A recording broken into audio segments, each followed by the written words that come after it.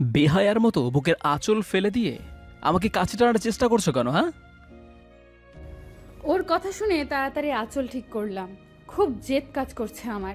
নিজের বউকে কেউ এভাবে বলে? আমি কি ইচ্ছে করে বুক উদম করে রাখছি? ভুলবশত আঁচল পড়ে গেছে, আর সেই জন্য কথা শোনাতে হবে? অদ্ভুত লোক। উঠে ওনার কাছে গিয়ে বললাম, এই যে মিস্টার আদনান, কি ভাবেন নিজেকে? চুরির সাথে আটকে গিয়ে শাড়ির আঁচল পড়ে গেছে। বুক উদম করে আপনাকে বিমোহিত শিহরিত কোনোটাই করার ইচ্ছে আমার নেই, তাও আবার আপনার মতো লক্ষ্যে। আপনি কতটা কাপুরুষ বুঝতে পারছেন?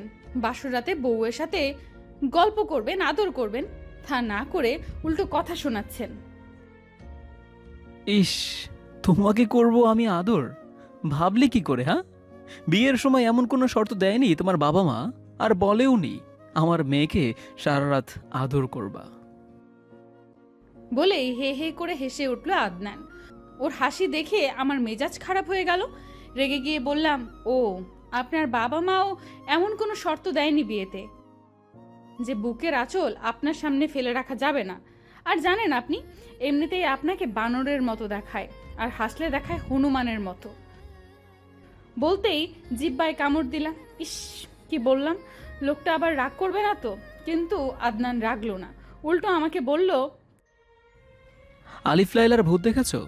যে মানুষগুলো দেখতে ভালো দেখায় না, তাদেরকে প্রচুর ময়দা মাখায়, তখন তাদেরকে ভূতের মতো দেখায়। আর আমার সামনে এখন সেরকম এক পেতনি বসে আছে। কি? আমি দেখতে পেতনির মতো? না, পুরাই তেলাপোকার মতো। আচ্ছা, তোমার নাম জুই রাখলো কেন? হ্যাঁ, তুমি তো জুই ফুলের মতো সুন্দরও না। আর তোমার নাম রাখা উচিত ছিল তেলাপোকা। তুমি একটা উই পোকা। আমি রেগে গিয়ে বললাম, আমি তেলাপোকার মতো কোন দিক দিয়ে? আপনি একটা তেলাপোকা। আমার পেট তেলাপোকার মতো বড় নাকি? ফিসফিসিয়ে বলল, দেখলে বুঝতাম পেট কেমন।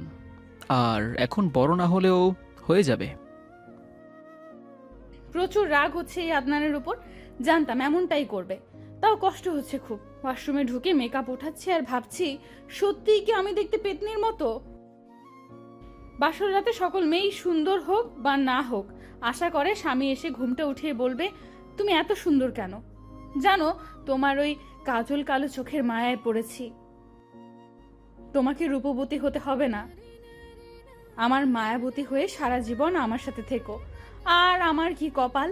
প্রশংসা তো করলই না, উল্টো আঁচল বুক থেকে সরে যাওয়াতে কতগুলো কথা শোনালো। একটি দীর্ঘশ্বাস ফেলে ওয়াশরুম থেকে বের হয়ে দেখি উনি ফেসবুক চালাচ্ছে। আজব লোক। ইনি হয়তো প্রথম লোক যে বিয়ের রাতে ফেসবুক চালাচ্ছে। ওনার কাছে গিয়ে বললাম, কেমন লোক আপনি? 5 ফুট 10 ইঞ্চি লম্বা সুদর্শন একজন যুবক আমি। সেটা জিজ্ঞেস করিনি, বলছে আপনি কিরকম লোক বাসর রাতে ফেসবুক ইউজ করছেন? কেন, আজ কি কোনো বিশেষ রাত যে ফেসবুক ইউজ করা যাবে না? অবশ্যই বিশেষ রাত। আমি তো দেখতেছি অন্য সব দিনের মতো একটা চাঁদে উঠেছে। বিশেষ কোন দিক দিয়ে? হ্যাঁ, আপনি একটা, ইচ্ছে করছে ফোনটা এখন ভেঙে দেই। কেন? ফোন আবার কি করলো? ফোন কিছু করেনি, করেছেন তো আপনি। তো ফোন ভাঙবা কেন? পারলে আমাকে ভাঙো। পারলে তাই করতাম। কি ভাব ফোনের সাথে? বাসর রাতে বউ রেখে ফোন নিয়ে টিপাটিপি? তো তোমাকে টিপতাম। মুখে কিছুই আটকায় না এই লোকের, বুঝলাম। এর সাথে আর কথা বাড়িয়ে লাভ নেই। ওনাকে বললাম, রুম থেকে বের হন, শাড়ি পাল্টাবো। ওয়াশরুমে গিয়ে পাল্টাও। না, সেখানে পাল্টালে শাড়ি ভিজে যাবে। তো আমার সামনেই পাল্টাও। আপনার মতো লুচু লোকের সামনে আমি শাড়ি পাল্টাবো? কখনো না। হোয়াট ইজ লুজ ওডিয়ার? এটা কি বরিশালের ভাষা? বরিশালে মানুষ দেখতেও ভালো না, আর ভাষাও সুন্দর না। বরিশাল নিয়ে আজে বাজে কথা বলবেন না। বরিশালের মানুষ সবচেয়ে ভালো। ওরা আপনাদের মতো গন্ডার মার্কানা। আর আমার বাড়ি বরিশাল নয়, ভোলা। ওই একই, লাউ আর কদু। না, ফরিদপুর, নারায়ণগঞ্জ, নরসিংদী, ঢাকার মধ্যে। কিন্তু ওদেরকে এই ঢাকাইয়া বলে না। আর আপনার সাথে পেঁচানোর ইচ্ছে নেই। দয়া করে বের হন রুম থেকে। না, যাব না। আপনি বের হবেন নাকি চিৎকার করে উঠব?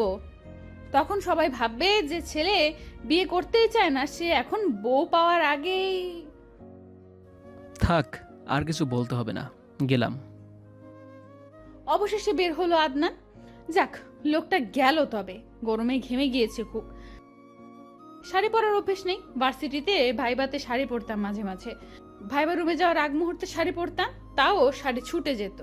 একবার ভাইবা রুমে ঢুকলাম, আর তখনই শাড়ির কুচি ছুটে গেল।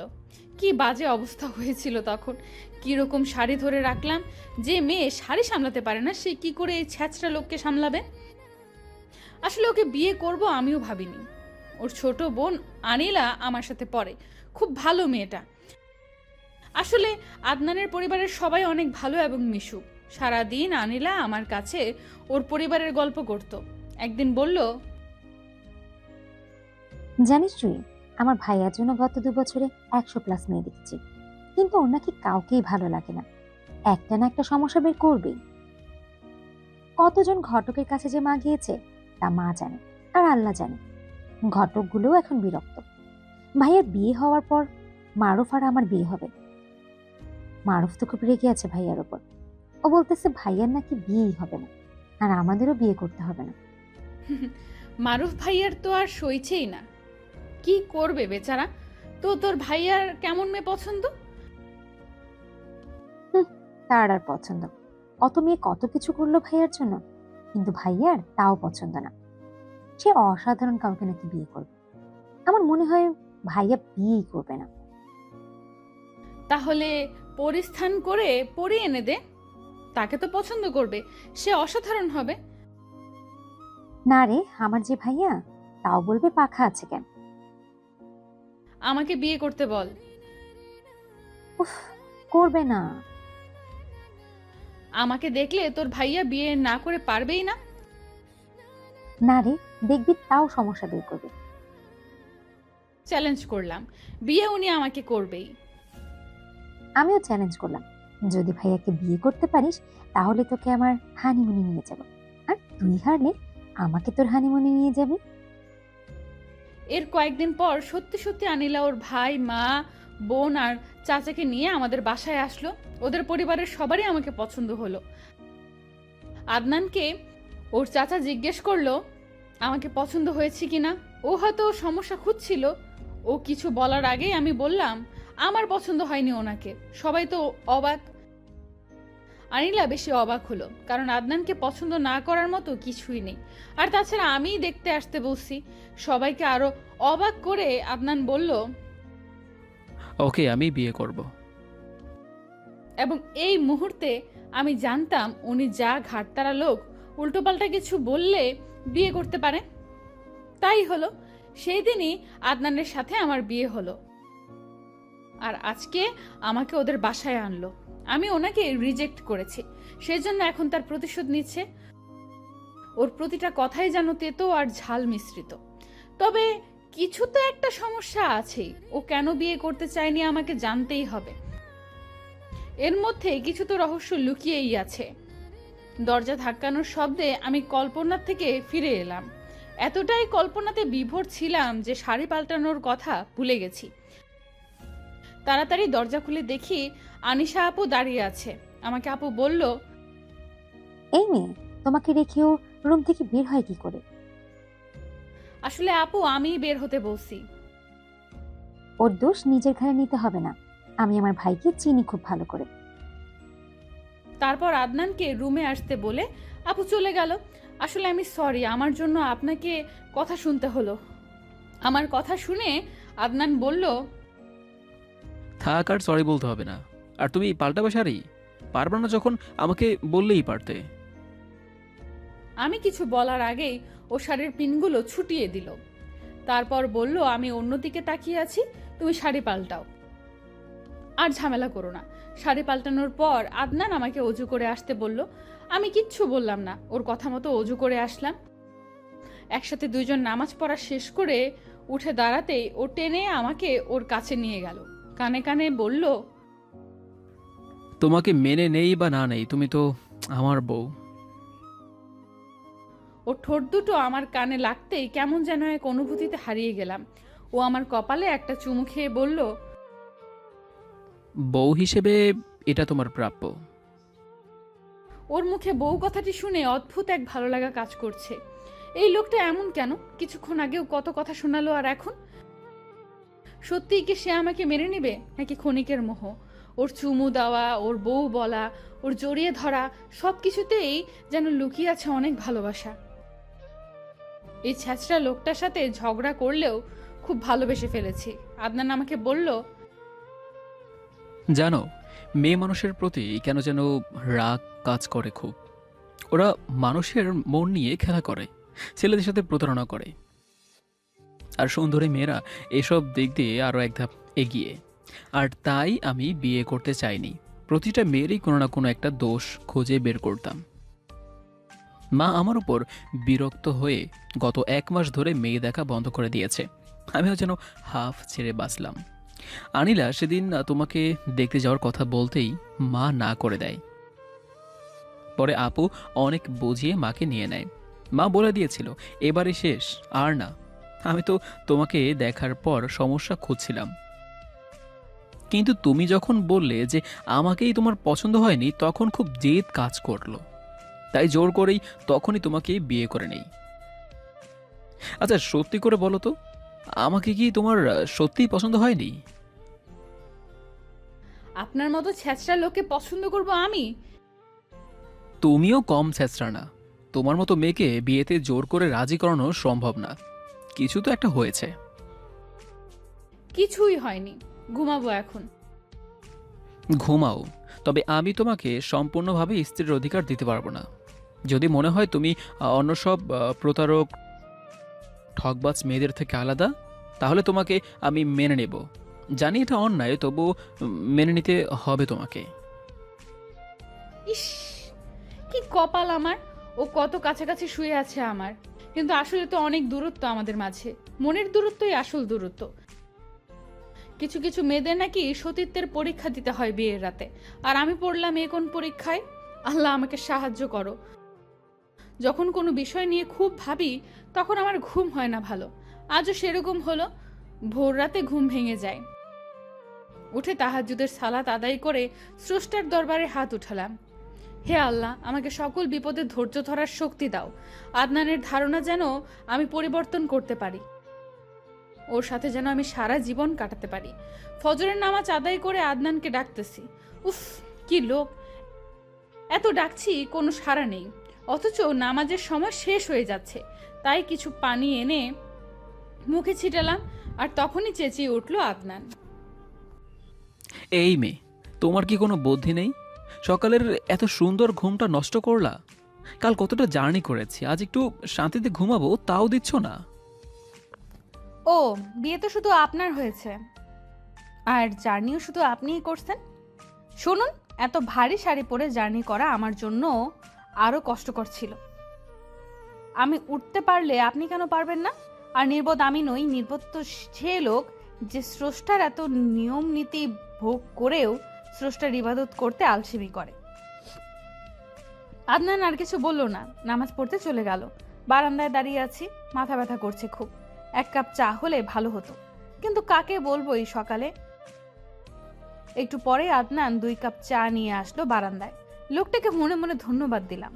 আদনান আমার কাছে এসে দাঁড়ালো, 1 কাপ চা আমার হাতে দিয়ে বলল, আমি সকালে জেগেছিলাম, ইচ্ছা করেই ওঠেনি। তবে তোমার কথাগুলো খুব ভালো লেগেছে। সত্যি আমরা মানুষ জাতি অনেকটা নির্বোধ আর স্বার্থপর। অফিসের কর্মচারীরা যখন কাজে একটু এলোমেলো করে, তখনই মালিক কত কথা শোনায়, খারাপ ব্যবহার করে। বাসার মালিক চাকরদের সাথে খারাপ ব্যবহার করে, কাজ করতে দেরি হলেই। আর আমরা কত অন্যায় করি, স্রষ্টা তো কিছুই বলে না।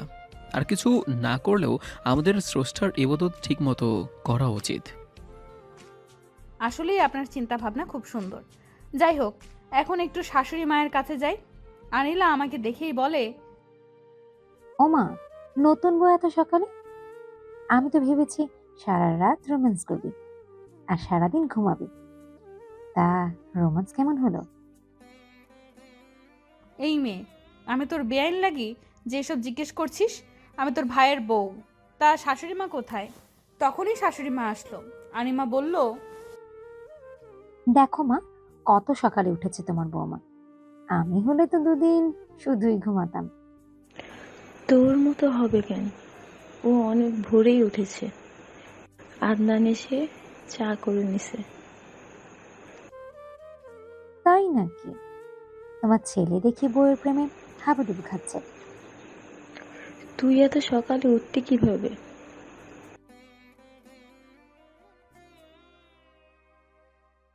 মা, আজ ভার্সিটিতে প্রোগ্রাম আছে।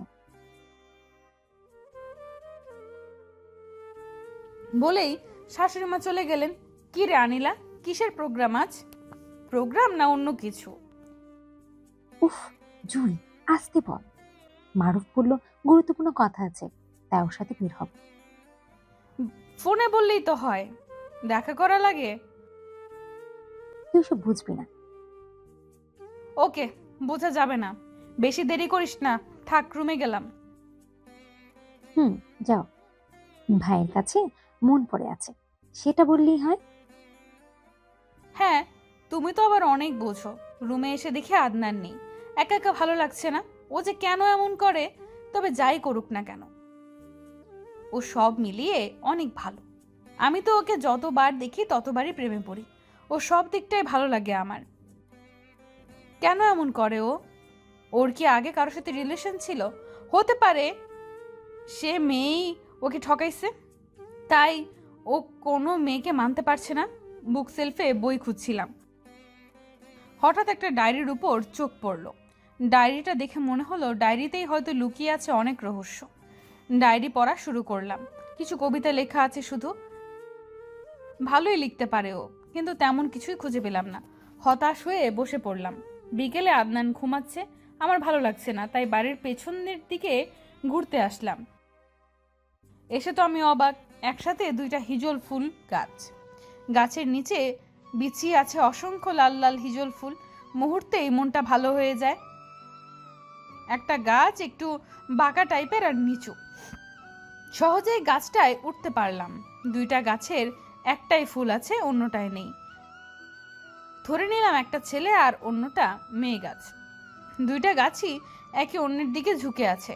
মনে হচ্ছে দুইটা গাছই প্রেমে মত্ত। মেয়ে গাছটাকে বললাম, দেখ তোর ভাগ্য কত ভালো, তোকে দেখতে ঠিক নতুন বউয়ের মতো লাগছে। আর দেখ ছেলে গাছটা তোর দিকে ঝুঁকে আছে, যেন তোকে ছাড়তেই চাচ্ছে না। নিচে অসংখ্য ফুল ছিটানো, যেন তোদের ফুল সজ্জা। তোকে দেখে তো আমার হিংসে হচ্ছে খুব। আর আমার জামাইটা কেমন, কাল রাতটা ঝগড়া করেই কাটালো, একটুও ভালোবাসে না আমাকে। কে বলেছে ভালোবাসে না? শব্দটা শুনে চমকে উঠলাম। গাছ আবার কথা বলে নাকি? পেছনে ফিরে দেখি আদনান। ও আমার কাছে এসে বলল, আমার নামে অভিযোগ দেওয়া হচ্ছে? আপনি না ঘুমাচ্ছেন? বউ একা একা বিরহের সংলাপ বলছে, আমি ঘুমাই কি করে? তো গাছে উঠেছো কেন? যদি ভূতে ধরে? পেতনিকে তো ভূতেই ধরবে। পেতনি হওয়ার সাচ্ছন্নি হও, গাছ থেকে নামো। নিচে নামার পর অনেকগুলো হিজল ফুল আমার পুরো শরীরে ছিটিয়ে দিল। আমি অবাক হয়ে ওর দিকে তাকিয়ে আছি। কি করছেন আপনি? বউকে সাজাচ্ছি, তোমাকেও হিজল গাছটার মতো সাজালাম। এখন তোমার জামাইও তোমার পাশে, এখনো কি মনে কষ্ট আছে? কেন যেন নিজেকে সামলাতে পারলাম না। ওকে জড়িয়ে ধরে ওর বুকে মাথা রাখলাম। ইচ্ছে করছে অনন্তকাল এইভাবেই দাঁড়িয়ে থাকি। সকালে ও নিজে আমার জন্য চা করলো, এখন আবার ফুল ছড়িয়ে আমার মন ভালো করার চেষ্টা করছে। আমার কাছে যদি জীবনের সবচেয়ে ভালো দিনগুলো সম্পর্কে জানতে চাওয়া হয়, আমি এই দিনটির কথা বলবো। আদনান কানের কাছে মুখ এনে বলল, এই ছাড়ো, আনিলা আসছে, প্রেম ভালোবাসা রুমে গিয়ে কইরো। ও মা, জুই ফুল দেখি হিজল ফুল হয়ে গেছে। আদনান বলল, তোর ভাবির নাকি হিজল গাছকে দেখে হিংসা হচ্ছিল, তাই ওকে সাজিয়ে দিলাম। তোমাদের প্রেম দেখে হিজল গাছ লজ্জায় নিয়ে পড়েছে। খেয়াল রেখো, মানুষ যেন না দেখে। আনিলা চলে যেতেই আদনান বলল, চলো আমরাও যাই। আর একটু থাকি না। ওকে, বউয়ের ইচ্ছা। হিজল গাছের নিচে গিয়ে দুজনে বসলাম। আমি ওর কাঁধে মাথা দিয়ে বসলাম। অনুভূতিটাই অন্যরকম। নিচে ফুল, উপরে ফুল, পুরো শরীরে ফুলের ছড়াছড়ি, শীতল বাতাস। এরকম অনুভূতিগুলোই হয়তো কবিরা তাদের কবিতায় উপস্থাপন করে। আদনান বলল, তোমাকে নিয়ে 2 লাইন গান গাইতে ইচ্ছে হচ্ছে। বলেন।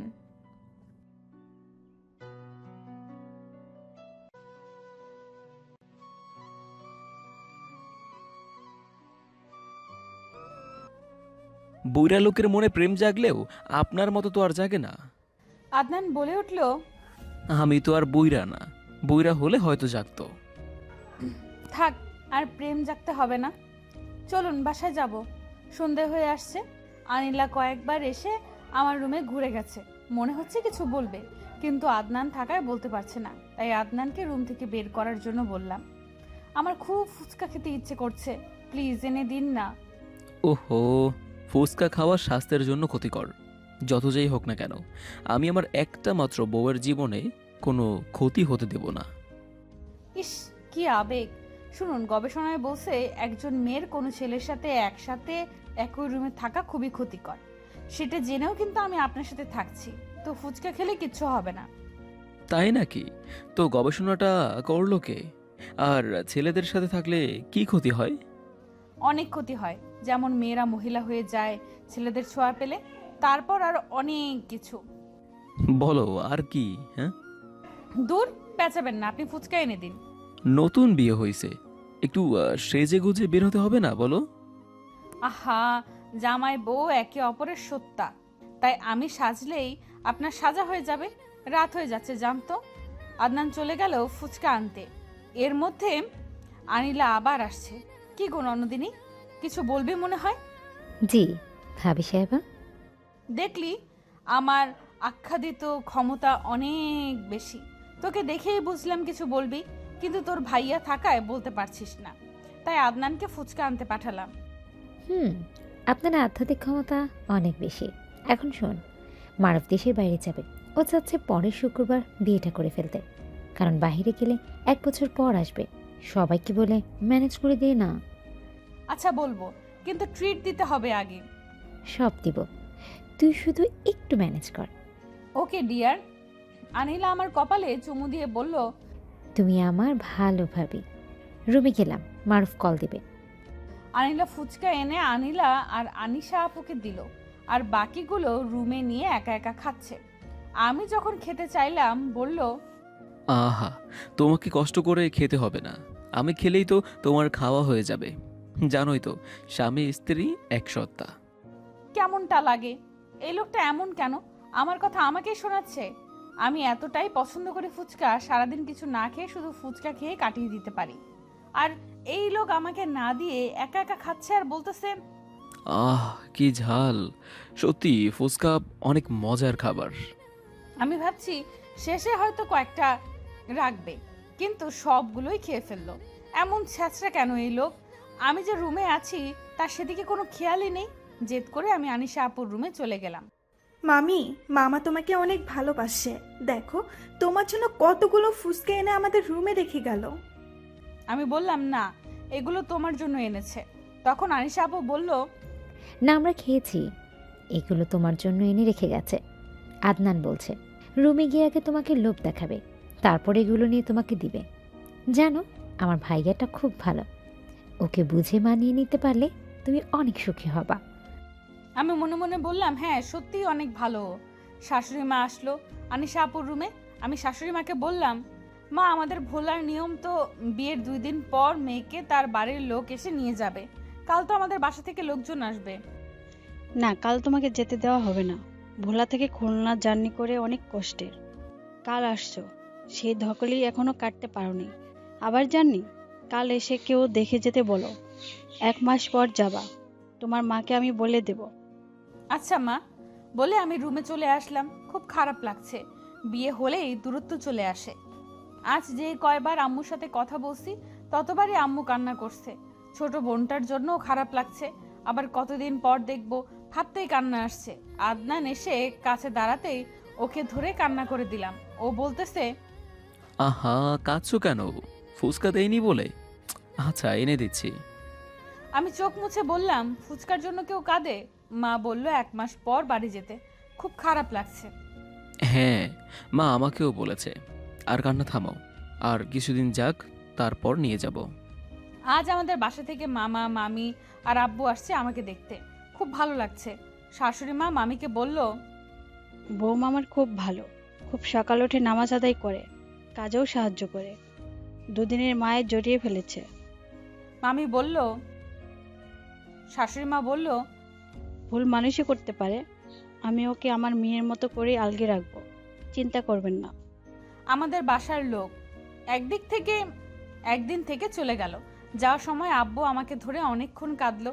মেয়েদের জীবন আসলেই অনেক কষ্টের, কত কিছু ত্যাগ করতে হয়। আদনান দুপুরে একটা নীল রঙের শাড়ি নিয়ে আসলো। শাড়িটা দেখে মন ভালো হয়ে গেল। আমি আদনানকে বললাম, আপনি কিভাবে বুঝলেন নীল রং আমি পছন্দ করি? তোমার মনে লুকিয়ে আছে অনেক বিরহ কষ্ট, আর নীল হচ্ছে বিরহের প্রতীক, তাই নিয়ে আসলাম। জানেন, আমার নীল রং এতটাই পছন্দের, সব সময় নীল রঙের ড্রেস পরতাম। একবার ফ্রেন্ডের সবাই মিলে ভাবলাম একরকম ড্রেস কিনবো। আনিলা বলছিল, ড্রেস যে কোনো রঙের হোক তাতে সমস্যা নেই, শুধু নীল না হলেই হলো। পরের ড্রেস মিল করতে না পেরে শেষে নীল রঙের ড্রেসই কিনতে হয়েছে। আমি সেদিন খুব খুশি হয়েছিলাম। বিকেলে আমরা বের হব, শাড়ি পরে তৈরি থেকো। আদনান আমাকে নিয়ে ওদের বাসার কাছের রূপসা নদীতে নিয়ে গেল। খুব ভালো লাগছে, প্রচুর বাতাস, পাশে প্রিয় মানুষ, নদীর কিনারে কাশফুল। ও আমাকে ভালোবাসে কিনা জানি না, তবে আমার মন ভালো করার সর্বোচ্চ চেষ্টা করে ও। ছোট ছোট ইচ্ছাগুলোকে গুরুত্ব দেয়। আব্বু যাওয়ার সময় যখন আমাকে ধরে কাঁদছিল, তখন ও আমাকে বলছিল, জানি না কতটা সুখে থাকবো, তবে ও যে ভরসা দিয়েছে এটাই অনেক। ওর হাত ধরে উঠছি, কেমন যেন এক অনুভূতি হচ্ছে, বুকের ভেতরটা এক অজানা ভালো লাগায় কেঁপে উঠছে। আমি মনে মনে একটা কবিতা রচনা করে বললাম, পরন্ত বিকেলে নদীরও কিনারে, হাতে রেখে হাত, হাঁটতেছি একসাথে, স্মৃতি হয়ে থাকবে হৃদয় পটে, হারিয়ে যাবে যখন কালের প্রবাহে। বাহ, সুন্দর তো। আর যদি না হারাই তাহলে? আমি বললাম, সুন্দর মুহূর্ত সবসময়ই থাকবে, হারাও বা না হারাও। যাই হোক, আপনাকে কিছু কথা বলার ছিল। বলো। মারুফ ভাইয়ের সাথে আনিলার বিয়েটা তাড়াতাড়ি দিলে ভালো হতো। মারুফ ভাইকে তার কোম্পানি থেকে উন্নত প্রশিক্ষণের জন্য দেশের বাইরে পাঠানো হবে 1 বছরের জন্য, সামনের মাসেই চলে যাবে। মাকে বলে পরের শুক্রবার বিয়ের ব্যবস্থা করলে ভালো হতো। আচ্ছা, দেখি। হুম, কোনো দেখা দেখি নেই, কনফার্ম করতে হবে। আচ্ছা, বাসায় যেয়ে নেই। বাসায় ফিরে দেখি আদনানের চাচা চাচি আর ওর চাচার ছেলে আবির আসছে। ওরা বিয়েতে যেতে পারেনি, দেশের বাইরে ছিল।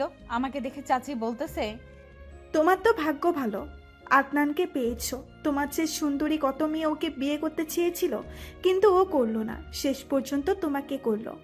আমার বোনের মেয়ে তোমার চেয়ে অনেক সুন্দরী আর ধনী, ওকে না করে তোমাকে করলো। কি জানে তোমার মাঝে কি খুঁজে পেয়েছে? চাচি, এসব না জানলেও হবে।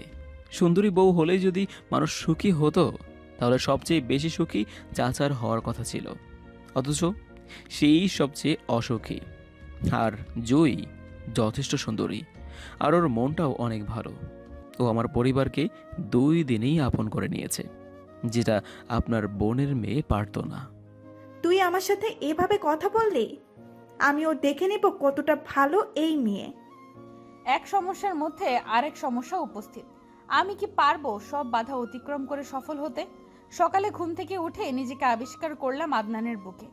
প্রতিদিন তো মাঝখানে কোল বালিশ থাকে, তাহলে আজ গেল কোথায়? তারপরে মনে পড়লো, কাল চাচির সাথে কথা কাটাকাটি করে কিছু না খেয়ে শুয়ে পড়েছি। আমার বা ওর কারোরই মাঝখানে বালিশ দেওয়ার কথা মনে ছিল না। ভালোই হয়েছে মাঝখানে বালিশ দেইনি।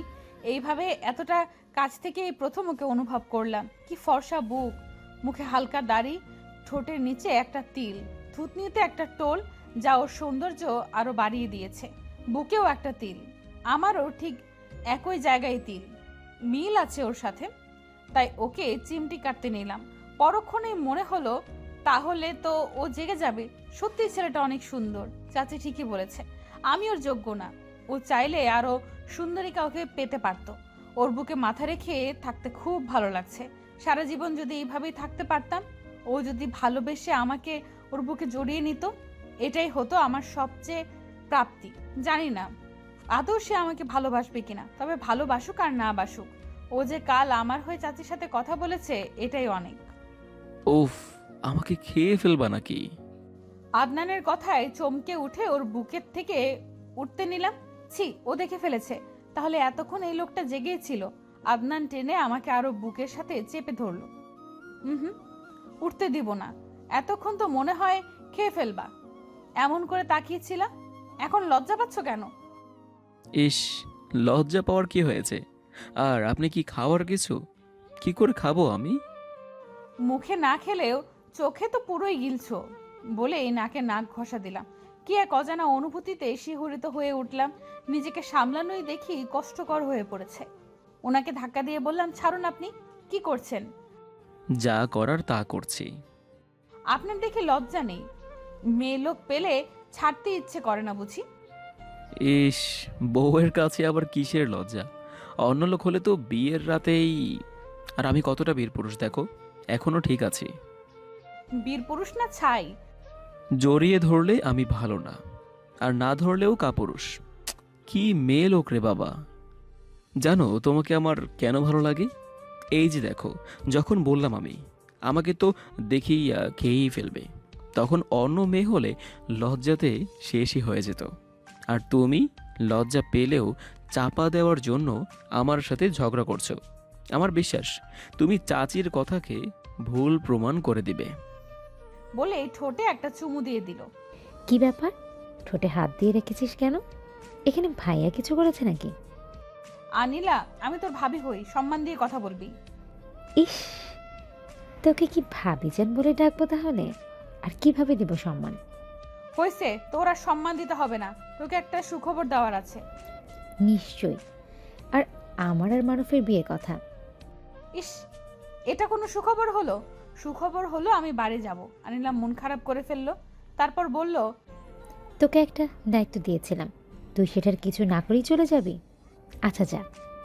আমি আনিলার নাক টেনে বললাম, আহারে, আমার ননদিনী কষ্ট পাইছে। কিছুদিন পর বিয়ে করলে সমস্যা কি? তুই এসব বুঝবি না। থাক, আর বুঝতে হবে না। থাকুক না কিছুক্ষণ রেগে, পরে না হয় রাগ ভাঙাবো। বিকেলে আদনানদের মোটামুটি সব আত্মীয় স্বজন আসছে। আনিলা এসে আমাকে বলল, বাড়িতে এত লোকজন কেন?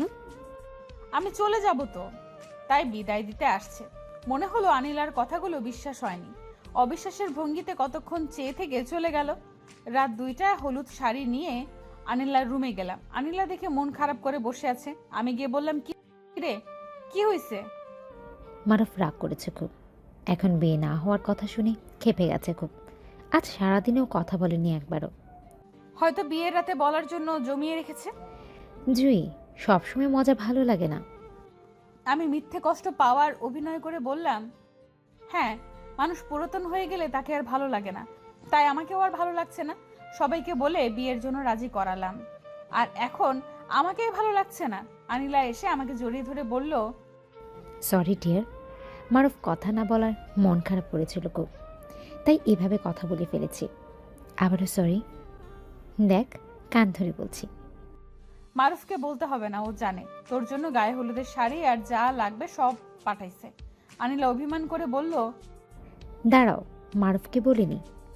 তার মানে তোমরা সবাই জানো, শুধু আমিই জানি না। আর কষ্ট পেতে হবে না। কাল তোমার হলুদ ছোঁয়া। মারুফ ভাই শাড়ি পাঠিয়েছে 2টা, তোর আর আমার জন্য। দেখ কোনটা পরবি। আমি রুমে গেলাম। আবির ছেলেটাকে আমার ভালো লাগছে না। বিভিন্ন অজুহাতে গায়ে হাত ছোঁয়ানোর চেষ্টা করে। রুমে আসলাম মাত্র, আদনান রুমে নেই। হঠাৎ অনুমতি ছাড়াই আবির রুমে ঢুকে পড়লো। এসে বলতেছে, ভাবি তুমি দেখতে অনেক কিউট, আর সবার সাথে খুব ভালো ব্যবহার করো। তোমাকে অনেক ভালো লাগে আমার কাছে। কাল মা যা বলছে তার জন্য সরি। আরে সরি বলার কি হয়েছে? চাচি তো মায়ের মতো। ও ওনার উপরে কোনো রাগ নেই। এজন্যই তোমাকে আমার অনেক ভালো লাগে। তোমার মতো যদি আমার একটা বউ হতো, তবে আমার একটা জিনিস খুব খারাপ লাগে। তুমি আমাকে এড়িয়ে চলো কেন? বলতে বলতে অনেকটা কাছ থেকে দাঁড়ালো। আমি চাই পর্দা করে চলতে, কিন্তু পুরোপুরি হয়তো চলতে পারি না। আপনাকে দেখা দেওয়া ইসলামের নিয়ম বহির্ভূত, তারপরও দেখা দিচ্ছি। এই যে আদনান রুমে নেই, আপনি আর আমি রুমে একা, এটাও ঠিক না। ও এসে আমার হাত ধরে বলল, সুন্দরী, তুমি অযথাই ভয় পাচ্ছ আদনানকে। ও কিছুই বলবে না তোমাকে। তুমি আমার সাথে সহজভাবে কথা বলতে পারো। আমি হাতটা টেনে নিয়ে চিল্লানি দিয়ে বললাম, আমি তো আদনানকে ভয় পাই না, আমি তো ভয় করি আমার আল্লাহকে। আপনি এখন রুম থেকে চলে গেলে আমি খুশি হব। ভাবি, শুধু একটু হাতটা ধরছি, আর তো কিছুই করিনি। এজন্য এমন করলা? ভাই, এসব আমি পছন্দ করি না। আপনি আমার সাথে আর কখনো এরকমটা করার চেষ্টা করবেন না। বলতেই আবির রুম থেকে চলে গেল। ওয়াশরুম থেকে আদনান বের হয়ে বলল, আমার বউটা অনেক ভালো, আর আবিরকে কথা শোনানোর জন্য ধন্যবাদ।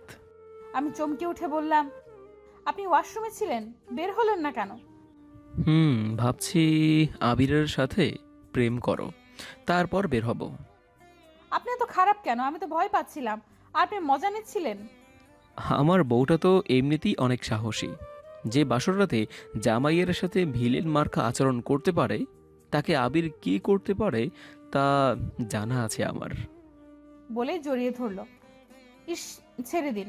আজ আনিলার হলুদ ছোঁয়া, অনেক কাজ আছে। আনিলা দেখতে আদনানের মতো সুন্দর।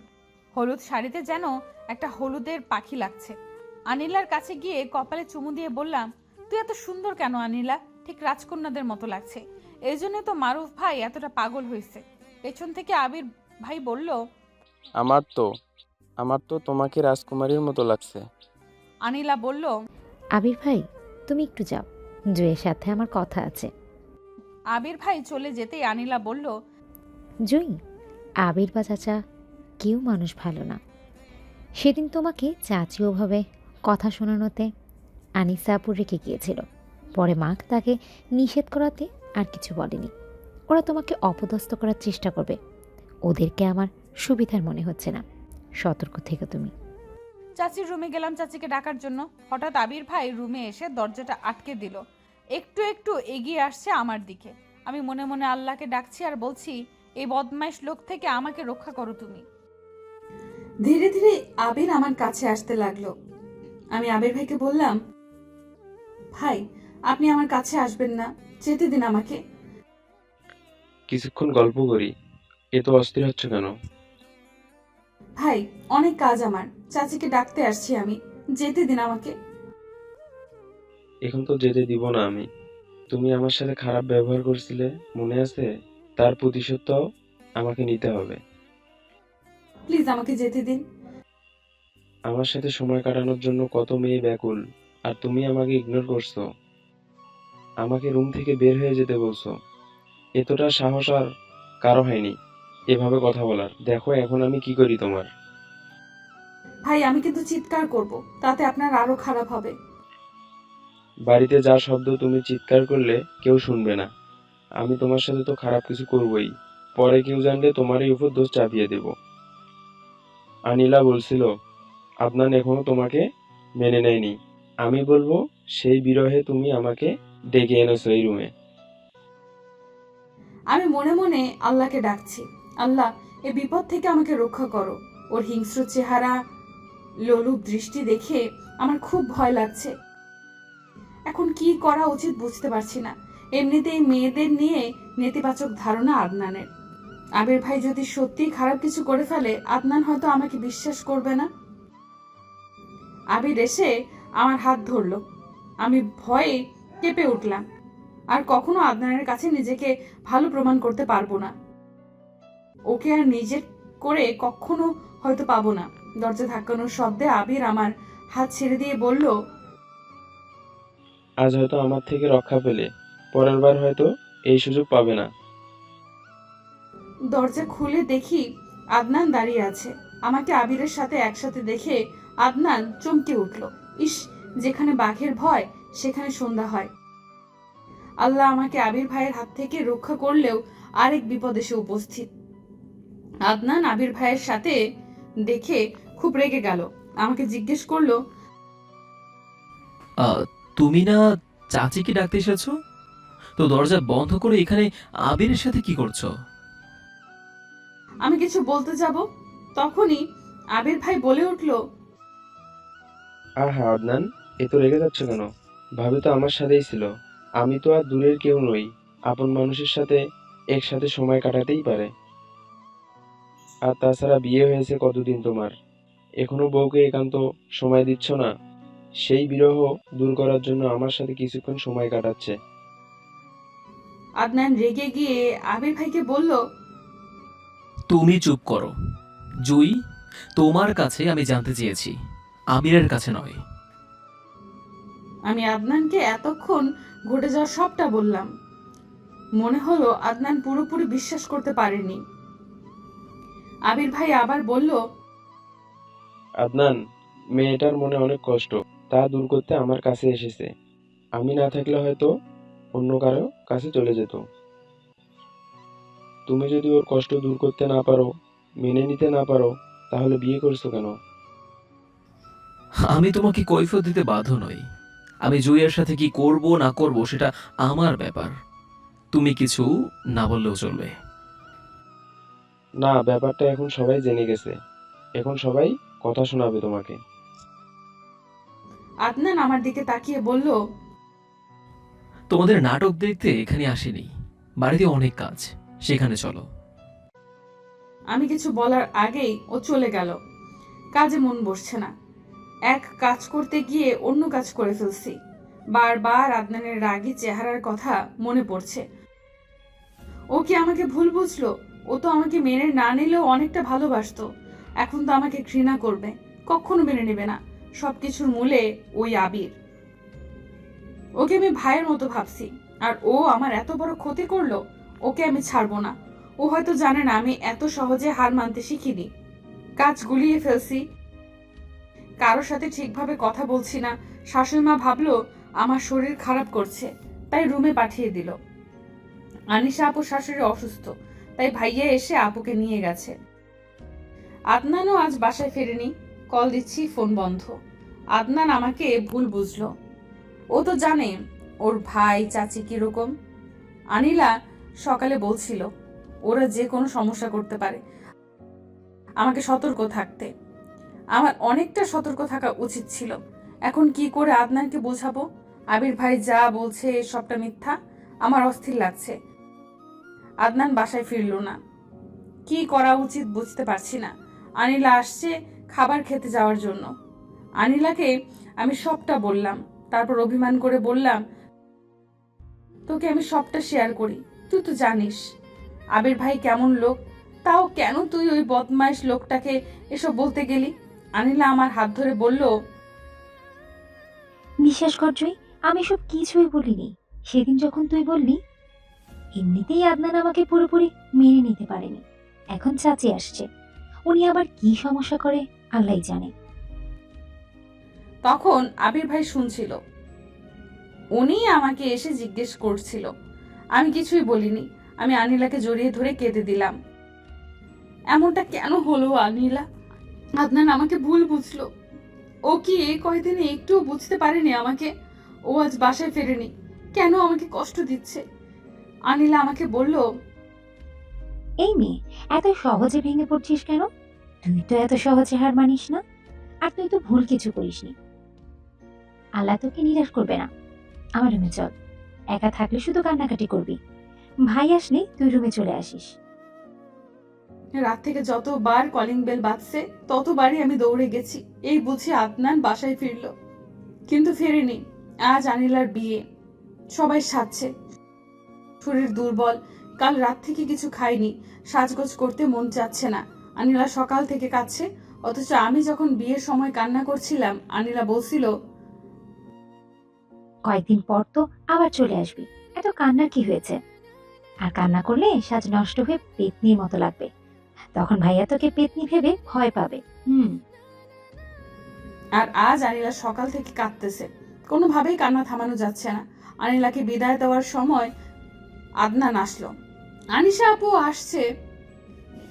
আদনান আনিলাকে ধরে খুব কান্না করলো, একদম ঠিক বাচ্চাদের মতো। ওর কান্না দেখে আমার খুব খারাপ লাগছে। শাশুড়ি মা, আনিশা আপু ও কান্না করছে খুব। আমারও চোখ ফুলে গেছে। আনিলা যাওয়ার মুহূর্তে আমাকে ধরে কান্না করলো অনেকটা। মেয়েটা আমাকে অনেক ভালোবাসে। এই বিদায় মুহূর্তেও কালকের কথা ভুলেনি। আদনানকে বলল, ভাইয়া আজ বাসায় থাকবা, কোথাও যাবা না। জুয়ের কোনো দোষ নেই, ওকে ভুল বুঝো না। বলো ভাইয়া, আমার কথা রাখবা। তুই চিন্তা করিস না, ও বাড়িতে ভালোভাবে থাকিস। তারপর মারুফ ভাইয়াকে বলল আনিলার খেয়াল রাখতে, ওর যেন কোনো কষ্ট না হয়। আদনান আনিলার কথা রাখছে, বাসায় আছে। শাশুড়ি মা, আনিশা আপু অনেকটা অসুস্থ হয়ে গেছে। বাড়ির সব কাজ আমারই সামলাতে হচ্ছে। সবাইকে খাইয়ে সবটা গোছাতে গোছাতে অনেক রাত হয়ে গেছে। কাল রাত থেকে কিছু খাইনি। সকাল থেকে এ পর্যন্ত একটু বিশ্রাম নেওয়ার সময় পাইনি। বিয়ে হলেই মেয়েরা হঠাৎ করে অনেকটা বড় হয়ে যায়। আমি তো বিয়ের আগে একটু পেঁয়াজও কাটতাম না, যদি হাতে দাগ পড়ে যায়। আর এখন জামাইয়ের মন ভালো রাখা, এই বাড়ির সবার মন রক্ষা করে চলা, বাড়ির সব কাজ সামলানো, সবটাই করতে হচ্ছে। তারপর দিন শেষে অনেকটা ভালো লাগা কাজ করত, কারণ এই বাড়িতে সবাই আমাকে খুব ভালোবাসে। কিন্তু আজ আর ভালো লাগছে না। যার জন্য এ বাড়িতে আসা সেই আমাকে ভুল বুঝছে। রুমে ঢুকে দেখি আদনান এখনো জেগে আছে।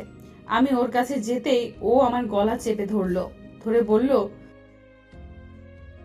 এই মেয়ে, তোমাকে তো আমি সবসময় হাসি খুশি রাখার চেষ্টা করেছি। শারীরিক মিলনই কি সবকিছু?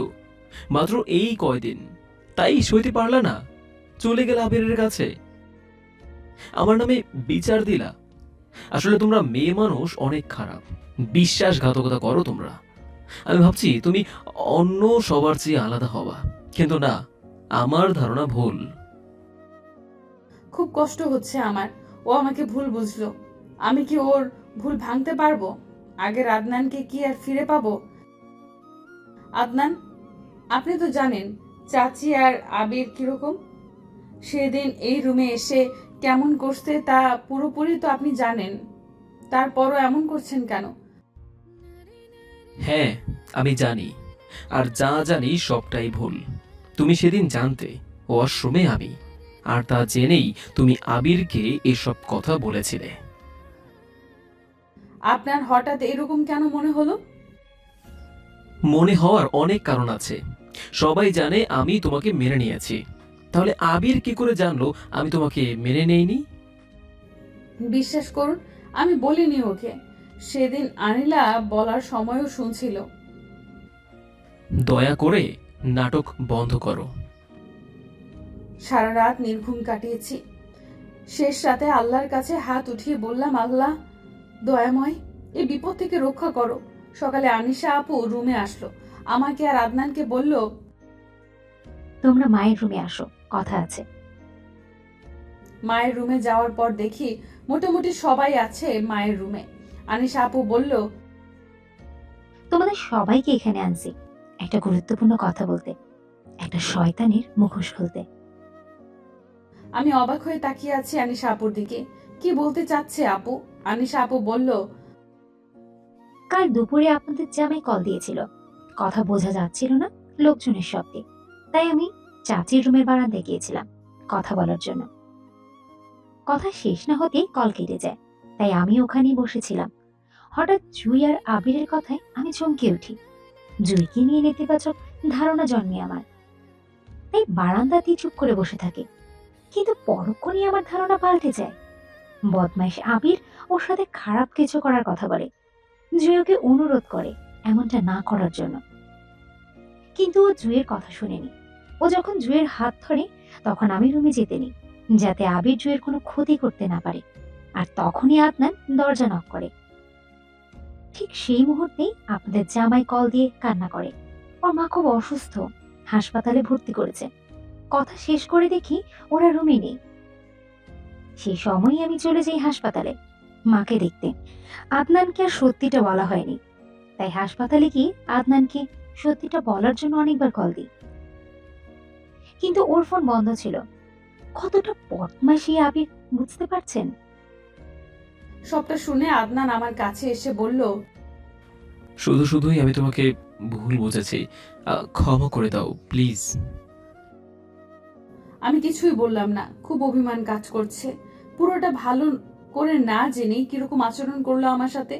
আদনান বলল, জানো আনিশা আপু, আমি পুরোটা না বুঝেই জয়ের সাথে অনেক খারাপ ব্যবহার করেছি, সব এই আবিরের জন্য।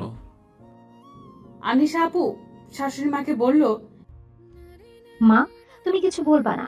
আমি সেদিন বলেছিলাম চাচি বা আবির কেউই সুবিধার নয়, ওদেরকে বাড়িতে থাকতে দিতে না। এরা যেখানে যায় সেখানেই অশান্তি সৃষ্টি করে।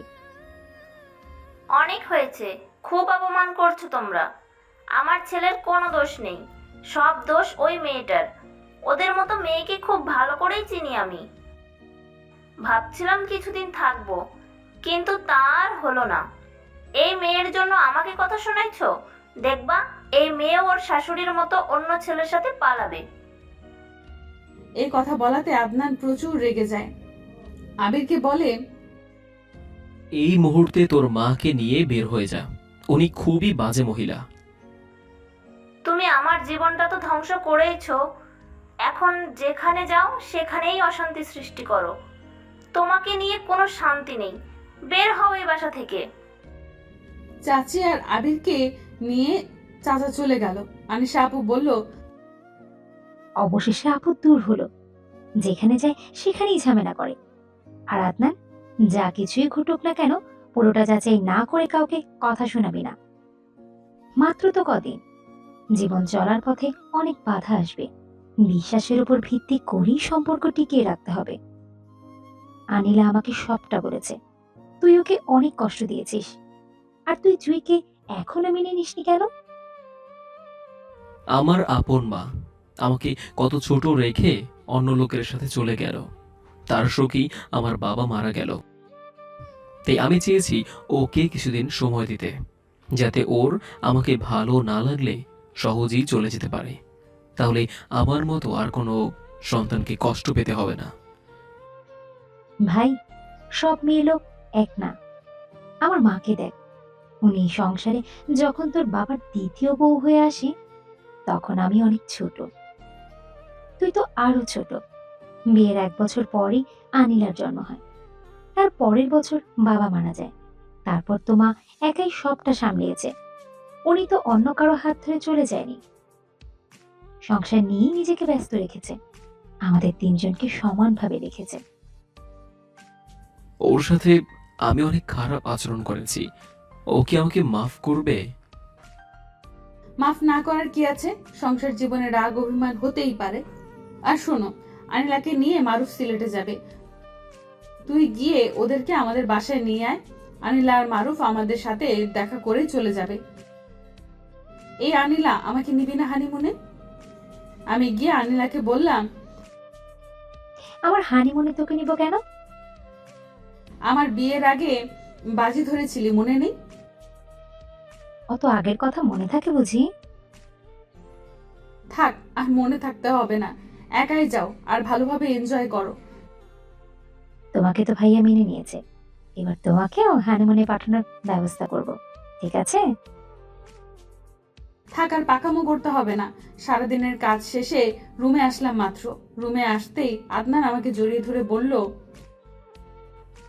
বউ সরি, ওর সাথে তোমাকে দেখেই আমার হৃদয়ের জ্ঞান লোপ পেয়েছে। সঠিকটা বিচার বিবেচনা না করেই তোমার সাথে খারাপ আচরণ করেছি। বউ আমাকে মাফ করে দাও। আপনি যা করছেন তা আমার প্রাপ্য ছিল, মাফ চাওয়ার মতো কিছুই হয়নি। ওহো, তা বললে হবে না, মাফ করতেই হবে। এই দেখো বউ, আমি কান ধরেছি। ওর কান ধরা দেখে আমার হাসি পেল খুব, কিন্তু কিছুই বললাম না। ও আমার কানের কাছে এসে বলল, কান ধরেছি, মাফ চেয়েছি, ক্ষমা করো আমায়। সব অভিমান ভুলে নাও না কাছে টেনে আমায়। ওর পাগলামো দেখে সত্যি সকল অভিমান চলে গেল। আদনানকে জড়িয়ে ধরে বললাম, আপনি তাহলে আমাকে কেন মেনে নিয়েছেন?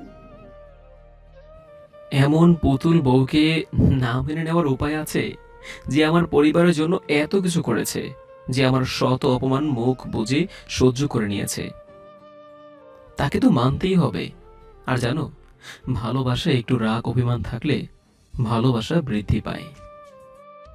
হ্যাঁ, তবে এমন রাগ করা যাবে না যাতে সম্পর্কই নষ্ট হয়ে যায়। জানো, প্রথম দিনই তোমার প্রেমে পড়ে গিয়েছিলাম। তোমার বোকা বোকা ঝগড়াগুলো, এগুলো শুনে আমার খুব হাসি পাচ্ছিল। তুমি এখনো বাচ্চাদের মতো আচরণ করো, এখনো বড় হতে পারোনি। আমি বাচ্চা, তাই না? তো বাচ্চাকে এখন ঘুমাতে দিন, ঘুম আসছে খুব। এখন তো ঘুমাতে দেব না, বাচ্চাটাকে একটু আদর করে নেই। আমি লজ্জায় মাথা নিচু করে রাখছি। ও আমার মাথাটা উঁচু করে, চোখের দিকে তাকিয়ে বলল, তোমার ওই মায়াবী চোখ, কাপা কাপা ঠোঁট করেছে ব্যাকুল আমায়। পরম আবেশে হারাতে চাই তোমাতে, দাও না একটু ভালোবাসতে আমায়। একটু বাসলে হবে না, অনেকটা ভালোবাসতে হবে। কালকের ব্যবহারে আমার ভেতরটা জ্বলে গিয়েছে, এখন তা দূর করতে হবে। আদনান কোমর জড়িয়ে ধরে বলল, হ্যাঁ, এই কয়দিন যে কষ্টগুলো দিয়েছি, আজ রাতে না হয় ভালোবাসার মিষ্টতাই সব দূর করে দেব। শুধু আজ রাতে কেন, আপনার কাছে সব সময় মিষ্টি আচরণ পেতে চাই। আদনান হঠাৎ করে ওর ঠোঁট দিয়ে আমার ঠোঁট ছুঁয়ে দিল। আমি লজ্জায় মুখ ঢেকে ফেললাম। ও আমার আরো কাছে, অনেকটা কাছে এসে বলল, আজ রাত শুধু তোমার আমার, আজ রাতটা হবে শুধুই ভালোবাসার। ওর তপ্ত নিঃশ্বাস, ওর এতটা কাছে আসা, ওর এতটা ভালোবাসা আমাকে ব্যাকুল করে ফেলেছে। পৃথিবীর সব সুখ যেন ওর বুকেই লুকিয়ে আছে।